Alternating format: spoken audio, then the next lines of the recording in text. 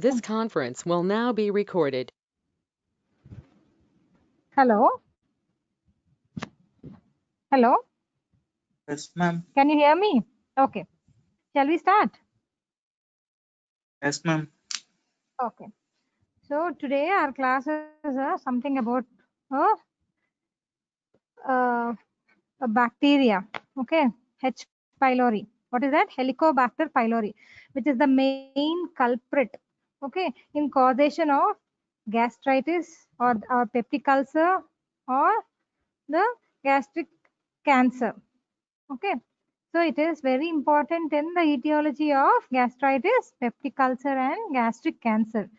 And somehow or the other, usually ulcer in the duodenum may not transfer into a malignancy. So, but gastric ulcer, always we have to rule out a malignancy when we suspect or see a gastric ulcer. Okay. So this Helicobacter pylori, okay, it is classed by WHO as class 1 carcinogen, right? Okay, and it is one of the most common human infection. It is present in almost 50% of the world's population.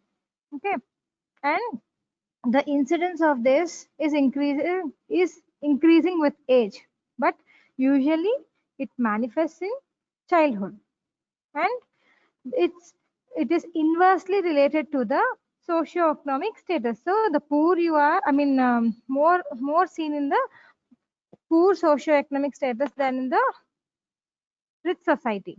Okay, and the mode of spread usually is by fecal-oral route.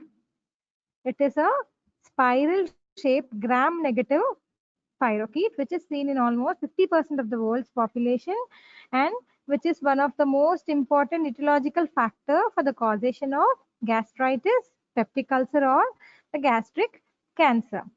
So, and it is very difficult for us to culture this organism outside the mucosa of the stomach.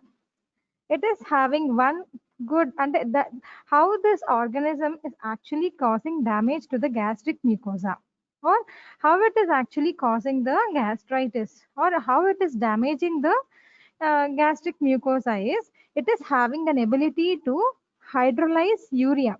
So it is hydrolyzing urea and it is producing ammonia. So what is this action of ammonia here? So it goes and activates the G cells, gastrin cells, the G cells to release gastrin. So, so gastrin, what does it do? It in turn goes and stimulates the production of H plus ions. Okay, so hyperacidity.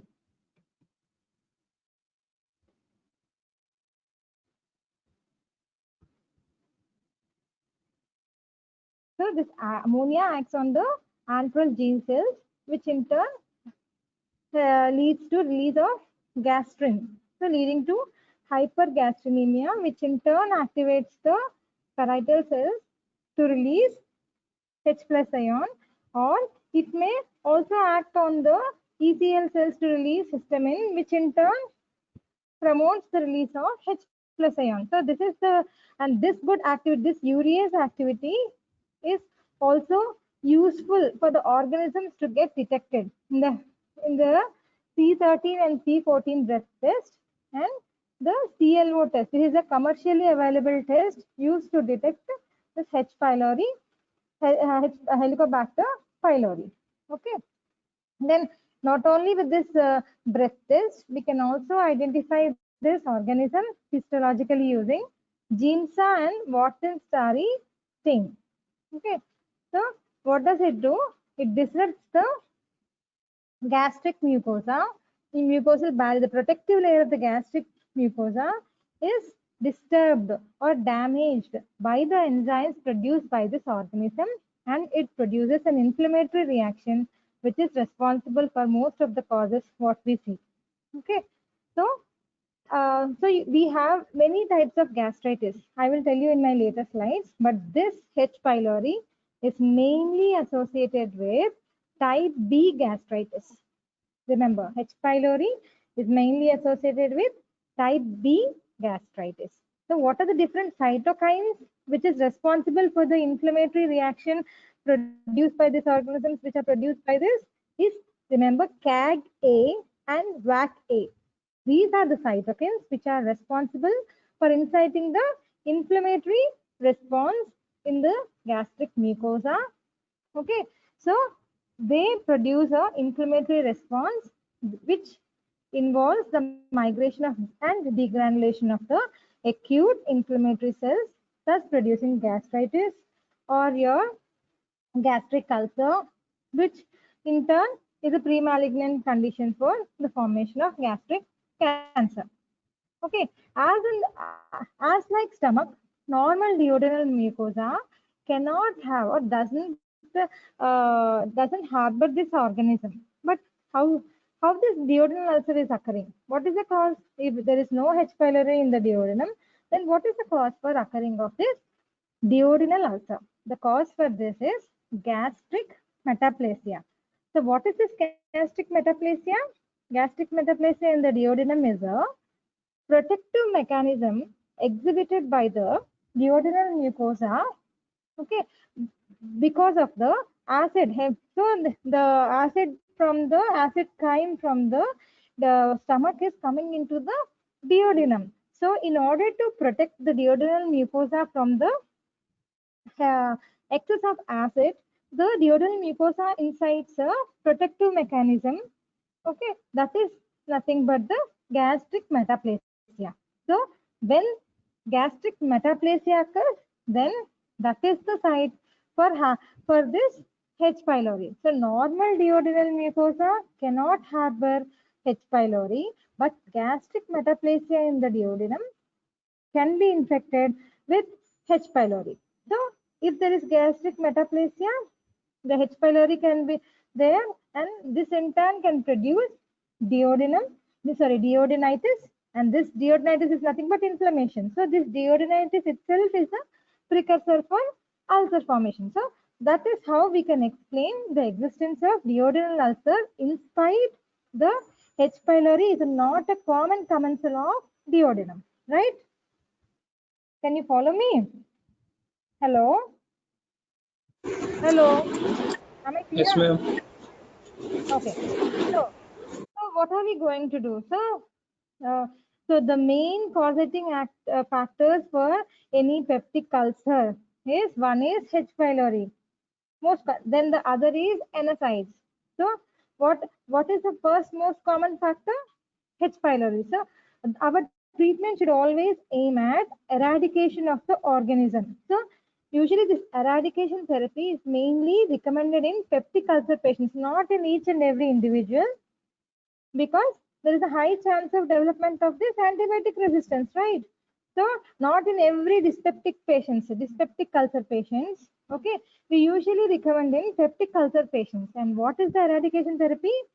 It consists of, so 90% of the patients can be treated with the help of this eradication therapy. Okay, and it consists of a PPI. PPI is proton pump inhibitor with usually 2 antibiotics. Okay, it can be a metrogyl, it can be amoxicillin or clarithromycin. Okay, so it comes as a combi pack. So the pack consists of 3 tablets in the upper section and 3 tablets in the lower section. So all the 3 tablets, the 3 tablets in the sense, one is your PPI and the other 2 are antibiotics. Whether it can be a metrogyl amoxicillin or it can be a metrogyl and clarithromycin. So you have to take all the 3 tablets, 1 PPI and 2 antibiotics in the morning session, and in the download again you have the same, 1 PPI and 2 antibiotics. You can take that one in the evening section. So you have to give this kit, that is HP kit. Okay, H. pylori, this is otherwise called as HP kit or H. pylori kit. This is usually prescribed for a period of 14 days. Okay, so 90% of the people, when they are having good compliance, okay, and when there is no antibiotic resistance, 90% can be eradicated with the help of this HP kit. Okay, reinfection is rare after this therapy, which is very much less than 0.5%, but incomplete eradication, even because of the poor compliance of the patient or because of the development of drug resistance, there can be incomplete eradication. That is of major concern. But reinfection is usually less than 0.5%. Okay. This can be given, this H. pylori can be given as a 4 marks question to you. Okay. So what is this H. pylori? It is a gram-negative spirochete. Okay. It is classified by WHO as class 1 carcinogen, which is present in 50% of the world's population. And its existence is inversely related to socioeconomic status. Usually, it is having a, how does it destroy the stomach mucosa? It hydrolyzes urea to produce ammonia, which acts on the G cells to produce gastrin, and this excess gastrin release promotes excess HCl production.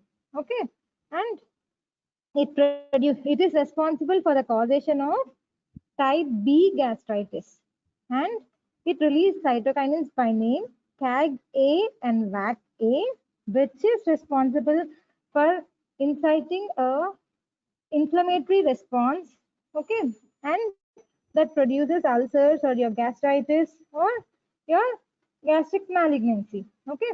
And as like stomach, normal duodenum does not harbor this H. pylori. But if gastric metaplasia occurs in the duodenum, then it can harbor pylori, H. pylori, which can lead to duodenitis and further formation of ulcer. So what is the treatment for this?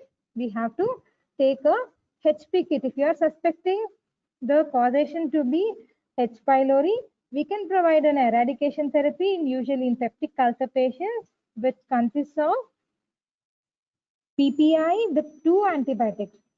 What are the 2 antibiotics? It can be metrogyl, amoxicillin, or clarithromycin, which is usually prescribed for a period of 14 days or 2 weeks. Okay. This is about your H. pylori, right? Yes or no? Yes, I can't Yes, hear ma'am. anyone. Yes? Yes, ma'am. Shall we? Yes? Yes, ma'am. Yes. Any doubts? Shall I go to gastritis? No doubts, ma'am. Okay. Next, coming to the gastritis. Okay. So, previously, the understanding of gastritis, it increased markedly following we have come to the knowledge of the role of H. pylori in gastritis. So we have different types of gastritis. So the different causes, different entities can cause gastritis. The one is your type A gastritis, type B. So this type B is associated with H. what is pylori. the cause? H. pylori. Yes. The other one is reflex gastritis. The other one is erosive gastritis, stress-induced gastritis, lymphocytic gastritis, and you have other forms like HIV-induced gastritis. Okay. Okay. We have other types of gastritis also. I will explain you in the next slide. Okay. Coming to the type A gastritis. This type A gastritis is mainly autoimmune based. Okay. So what happens? There will be circulating and they develop antibodies to the parietal cells, which results in, so these antibodies, they destroy the parietal cells, resulting in atrophy of the parietal cells. So when the parietal cells are destroyed, what happens? There will be no production. Also, parietal cells is mainly responsible for the production of H plus ions, right? And intrinsic factor. So these two will go at fault. So one is you will be having hypo. Finally, when all the parietal cells are destroyed, what will happen? Echlorhydria can result. And because it is also responsible for the secretion of intrinsic factor, there can lead to intrinsic factor deficiency. Further, if there is no intrinsic factor, there will not be absorption of B12 in the ileum. So leading to pernicious anemia. If not properly treated in time, can lead to pernicious anemia. Okay, here antrum is not involved. So what happens when there is decreased acid by negative feedback effect, there will be stimulation of the gastrin G cells and there will be hypergastrinemia. So this, what does this gastrin have? When the gastrin in the stomach is increased, what does this it will do? It will go and stimulate the ECL cells to produce histamine.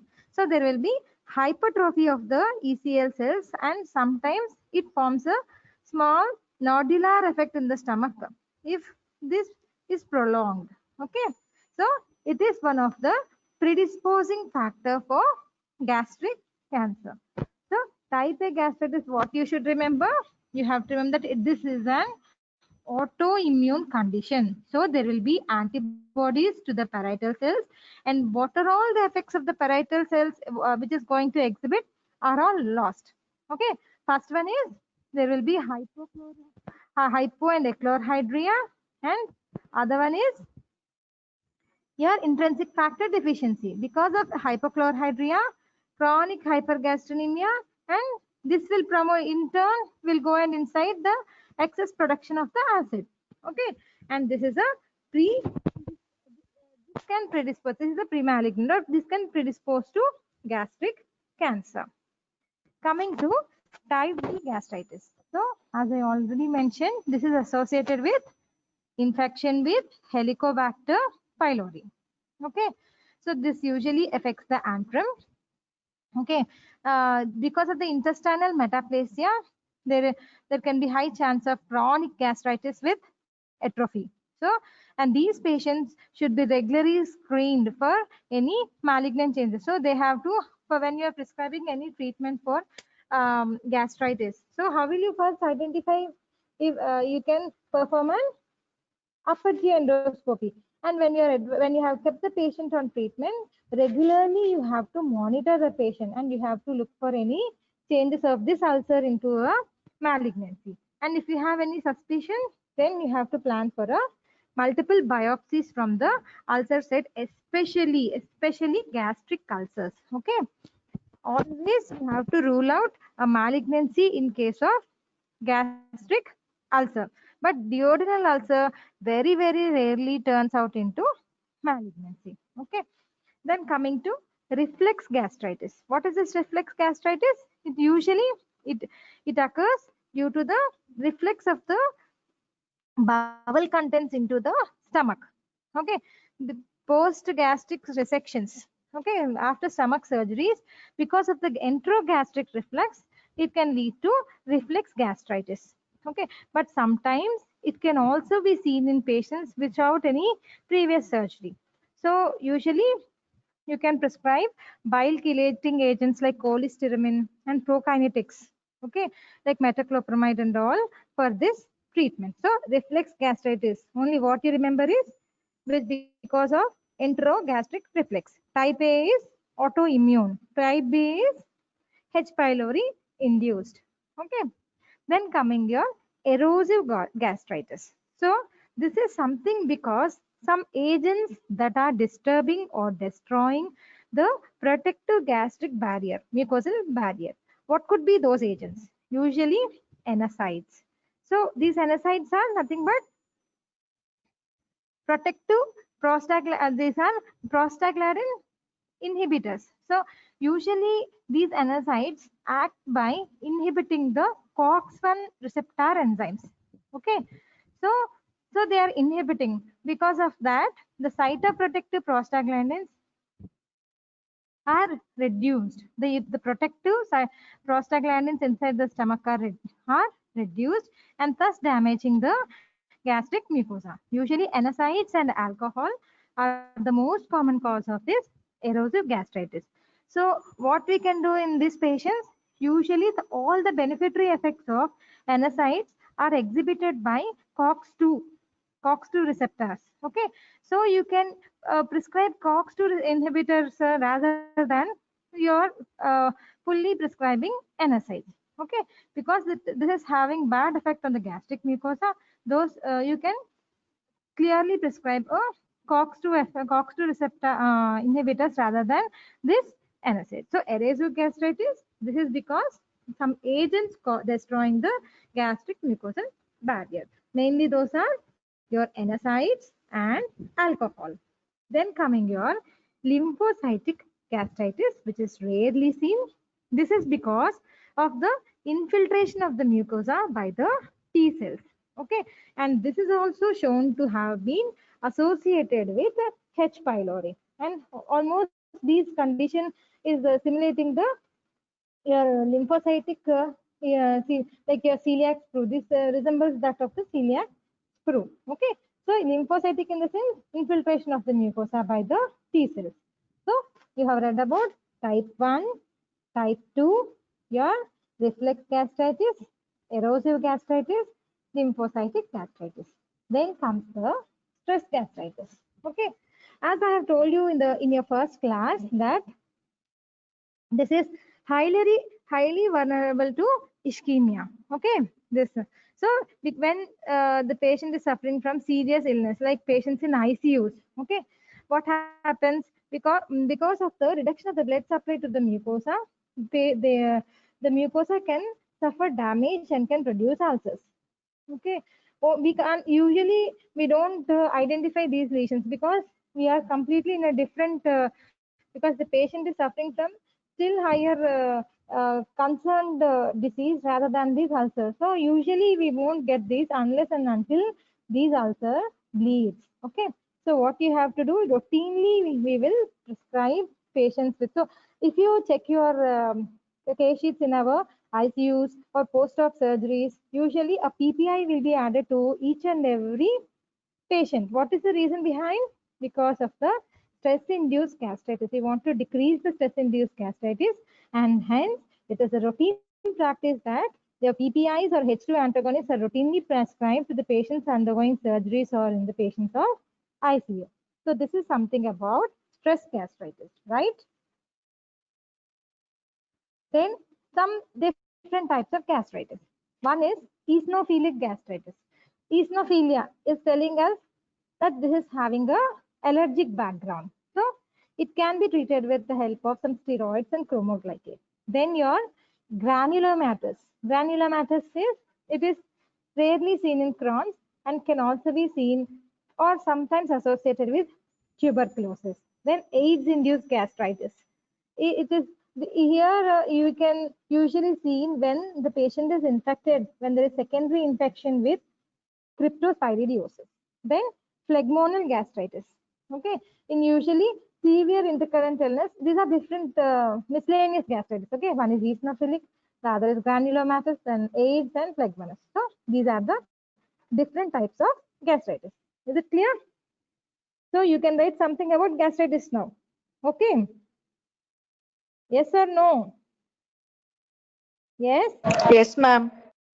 Okay. You have type 1, sorry, type then type B, sorry, type A, type B, then reflex gastritis, stress-induced gastritis, then your lymphocytic Erosive gastritis, then other different types of gastritis. So what is the causative factor in type B? It is Helicobacter pylori, and in type A it is autoimmune. Okay. Is this clear for you? Yes, ma'am. So that okay. So that now we are going to ulcer, right? What is the time? Okay.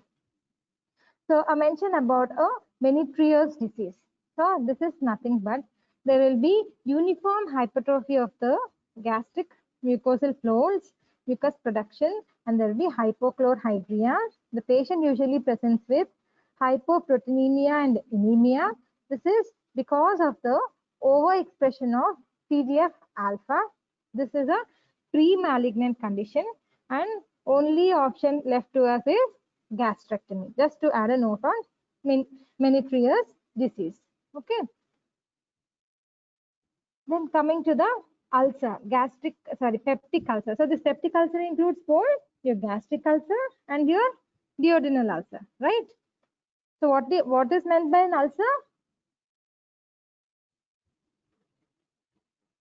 Yes. Breach in the Breach or continuity of epithelium.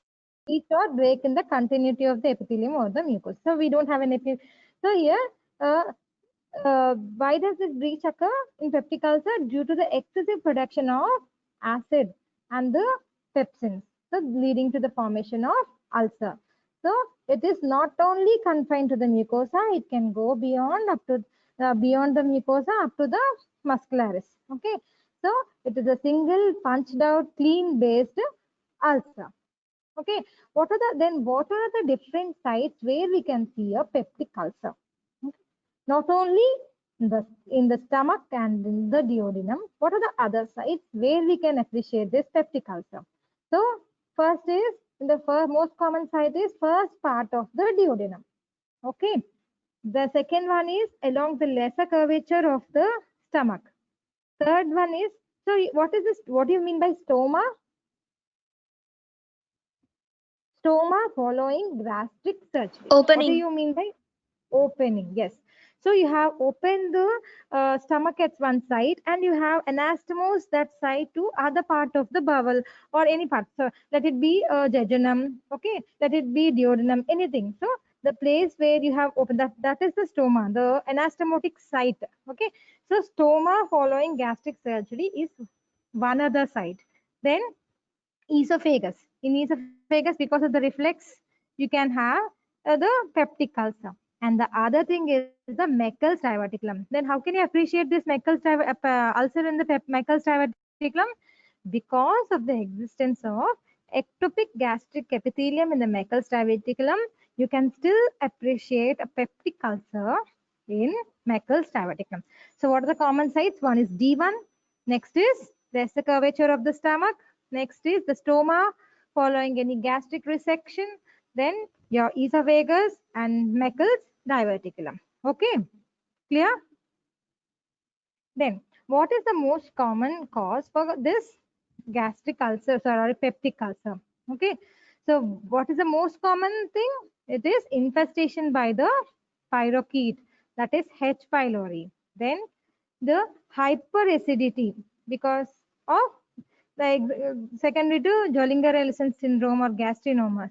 Okay, then some drugs like your NSAIDs, COX-1 inhibitors, NSAIDs, and your steroids. Then alcohol and cigarette smoking. This can damage the protective mucosal barrier and can produce an ulcer. Then rapid gastric emptying can cause. Then your personality, I already explained about stress. So these are the different causating factors. Mainly this is attributed to two main things. Duodenal ulcer is mainly attributed to, one is H. pylori, other is your NSAIDs. Okay. Other than that, you can have your cigarette smoking, alcohol, this gastrinomas and all. Okay. So how does it occur? So mainly H. pylori, which is a common commensal of the gastric mucosa. It hydrolyzes urea to ammonia. Okay, this has a neutralizing of the acid. Because of the negative feedback effect, there will be rebound acid production, which break down the protease barrier and leading to decrease in the mucosal resistance. And what happens? The hyperacidity and the pepsin produced, they destroy the mucosa, leading to formation of ulcer. Right? I think already I have told you in the H. pylori. This is the mechanism. Right? So coming to the first, we will have a look about the duodenal ulcer. So the incidence is decreasing in younger age groups and increasing in older age groups. What are the main culprits here? It is mainly NSAIDs and H. pylori in the older age groups. Okay, so any case of gastritis or some pain in the epigastric region, complaining of belching, fullness of stomach, bloating of abdomen. So what do you usually ask? You will ask for the history, no? So what are the usually ask? You'll ask whether he is a smoker, he's an alcoholic, okay? Whether he is on prolonged use of NSAIDs, okay? So we will try to rule out what are the exercise. Depending upon the cause, we will evaluate and we will put them on treatment. So if nothing is attributed, we can assess that is because of H. pylori infestation, and we can put on eradication therapy. Plain NSAIDs induced, then H. pylori may not be so much beneficial as like infestation with H. pylori. Then what is the main causating factor? What is the main trigger here? NSAIDs, taking the ingestion of NSAIDs. So the trigger should be stopped. That is nothing but you have to ask the patient to stop taking that NSAIDs, and you will keep the patient on anti-secretory or your PPIs. Okay. So usually it occurs in the first part of the duodenum. It is the ulcer extends beyond the mucosa and may extend up to the muscle layer, and the ulcer base is covered with good granulation tissue. And if you find an ulcer both in the anterior and the posterior aspect of the stomach, they may hug each other. So that is called as kissing ulcers. Okay. So during our anatomy, what I told, if you find ulcers in the anterior aspect of the stomach, usually anterior ulcer perforates, posterior ulcer bleeds, mainly due to the what is the artery involved? Gastroduodenal artery. Yes, gastroduodenal. So every time, see, in our casualty, we come across a case of peritonitis secondary to hollow viscous perforation. Okay, so that hollow viscous perforation, most of the time it is secondary to duodenal ulcer, peptic ulcer perforation. And the most common site in this cases is D1. Remember. Okay, so and the location of the ulcer usually is anterior. Why? Because usually anterior ulcer perforates and the posterior ulcer bleeds. Okay, so what happens? Anywhere ulcer, how does it heal? It heals with fibrosis and deformity. The duodenal cap can be deformed and can lead to formation of a stricture. Then if stricture is formed, what happens? Patient will present with gastric outlet obstruction. So what happens? GOO. Patient will present Vomiting. gastric outlet obstruction. So, yes. Patient will present with vomiting, fullness of the Abdominal stomach, pain. early satiety. Okay, so this vomiting is not immediately after taking food. Okay, it will take some half an hour to sometime more than half an hour. After that, there will be vomiting, and the what is the content of the vomit is whatever food he takes, it will be coming out. Okay. So any deformity. So if there is an ulcer, it leads to deformities, the stricture formation, and present with gastric outlet. This is for duodenal ulcer. Remember. So this is the ulcer crater. Looking on microscopy. On endoscopy, you can appreciate the ulcer, see, covered with slough and some granulation tissue. And this is the intraoperative picture showing a ulcer crater. This is about duodenal ulcer. So duodenal ulcer, the most common causative agent is NSAIDs or H. pylori. And what is the most common location? It is in the D1. And if not properly treated in time, it can lead to, yes, the ulcer gets fibrosed and can lead to formation of a stricture and present with GOO. Okay. Then gastric ulcer also, H. pylori, NSAIDs are the cause along with your smoking. Okay. So when compared to duodenal ulcer, it is less common in occurrence, and it is usually seen in low socioeconomic group and in older age group. Remember. So this ulcers, when compared to duodenal ulcer, the size is usually bigger when compared to the duodenal ulcers. Okay. So here also, like the duodenal ulcer, when there is a chronic ulceration, it heals with fibrosis leading to hourglass. So you know how does the hourglass look like? So there will be contracture in the center, and the proximal and distal ends will be opened up. So there will be a hourglass contracture sometimes. So posterior to this, what is present posterior to it, this ulcer can perforate posteriorly into the pancreas or sometimes into the splenic artery. Usually the duodenal ulcer usually located on the D1. Here it is usually located in the lesser curvature. Okay. Always ulcers, gastric ulcers should always be biopsied. We will try to take around 10 biopsies, and always we have to rule out an malignancy, because gastric ulcer, the malignancy can present as an ulcer, or the ulcer itself can have a malignant potential. So chronic duodenal ulcer, they are not associated with malignancy, but gastric ulcers, they have varying incidence of malignancy. Any gastric ulcer, they should be first and foremost, see, any mass present more than 40 to 50 years of age, always we have to rule out a malignancy, right or not? Any firm to hard mass. Likewise, any gastric ulcer should always, we have to think that it has to be considered as malignant until and proved otherwise. Okay, so multiple biopsies have to taken, and we have to send for HPA. A benign chronic gastric ulcer can transform into malignancy. Initially, it is a simple peptic ulcer, but it is a pre-malignant, because this gastric ulcer have the tendency to transform into malignancy, and or malignancy can present itself as an ulcer. So remember, all gastric ulcers have to be biopsied, right? So what is the time? Okay. Then what are the clinical features? How does this patients of ulcer present with? Okay. They can present with pain. What is the usual location of the pain? It is usually epigastric pain, sometimes radiating to the back. Okay. And periodicity. Periodicity, what? When we have kept the patient on some treatment, usually the ulcer starts healing.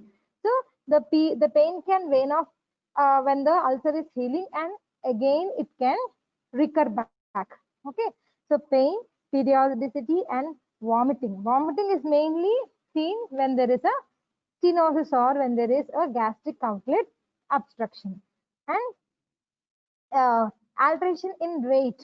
So usually patients with vomitings, so they lose weight. Okay, and sometimes patient will be more comfortable after taking food. In all such conditions, patient will be gaining weight. Okay, so there can be increase or decrease in the weight of the patient depending upon the location of the ulcer. And we may not notice the patient until and unless patient will present with symptoms of bleeding. Patient can present with melena. Patient can present with hematemesis.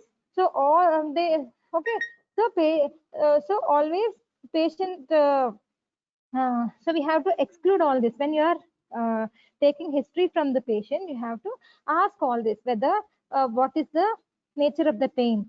Is it a continuous pain? So usually it is intermittent pain, epigastric pain, usually radiating to the back. Okay, and whether there is any periodicity. Okay, whether associated with any vomiting, any recent loss of weight or gain of weight. Okay, any bleeding manifestation, whether there is any melena or hematemesis.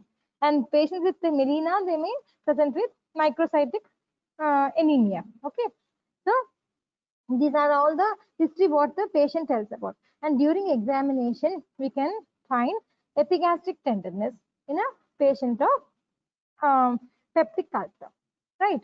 So these are all about what are the different types of ulcers and what is the clinical scenario we come across in case of peptic ulcer. Now, how will you investigate or how will you diagnose? After your history, you will try to order some investigations, right? So one and foremost important investigation when you are suspecting a case of ulcer is endoscopy. Upper GI endoscopy is one of the most important investigations. So you have to examine everything from entire esophagus, your stomach, and the duodenum. Okay, so up to D2, some people will go up to D2. Okay, beyond D2, it is difficult. So you have to examine. So if you have done, if the patient is having any previous surgeries like any stomas. So both the afferent and the efferent limb also, because stromal site ulceration is also very common. So you have to look for the entire aspect of the. So what is important? Expertise. Expertise is also very important, because we should not miss any of the gastric ulceration, as it is having a high tendency to transform into malignancy. And if you find any suspicious lesion, always don't forget to take a biopsy, especially gastric ulcers. Okay, so endoscopy followed by biopsy remains the mainstay. Then your barium meal. So you will ask the patient to swallow barium sulfate, and you'll take a serial X-rays. Okay, in barium meal, you can appreciate the hourglass appearance or your gastric outlet obstruction, deformity of the duodenal cap. All these all these can be appreciated in a barium swallowed barium meal. Okay, then H. pylori is the main culprit. So you want to detect H. pylori. What are the different tests? Urease test, urease breath test, that is C13, C14 breath test, and the CLO test. And it is also can be cultured with the help of Parton steri silver stain. These are the different tests to detect H. pylori. Okay, this is the barium meal showing the gastric ulcer. This is similar picture diagrammatically shown in the beside. So this is the large gastric ulcer here, which is depicted here. This is the barium meal. Coming to the treatment. Okay, the mainstay. So after the invention of our H2 receptor antagonists and PPIs, so the incidence of this ulcer and the treatment protocols of ulcer have largely changed, because this has replaced the surgery. Okay, so if you prescribe the patients on H2 receptor antagonists like our ranitidine, cimetidine, okay, and your PPIs, you have different varieties of PPIs, your omeprazole, esomeprazole, pantoprazole, rabeprazole. All these have revolutionized, and we can make the patient free from surgery by using this medical treatment in time. Okay, if it is not getting treated even with this medical treatment, then only we will think of a surgery.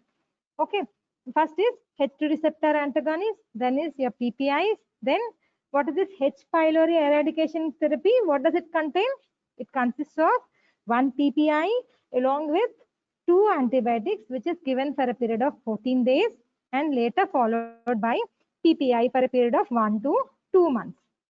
Okay, if you are suspecting any gastrinomas, that is Zerlinger-Enzer syndrome, then you can give this anti-secretory agents like somatostatin or octreotide. Okay, this is mainly the medical management of our gastric ulcer. Coming to the surgical management. Shall I continue or next class? Hello? Everybody are sleeping? Yes? No voice. Hello? Hello? Yes, ma'am. Hello? Yes, ma'am. Hello? Yes, ma'am. Shall I continue? Shall I continue? No, ma'am. Okay. So, Okay. So, surgical treatment, surgical it's common. it's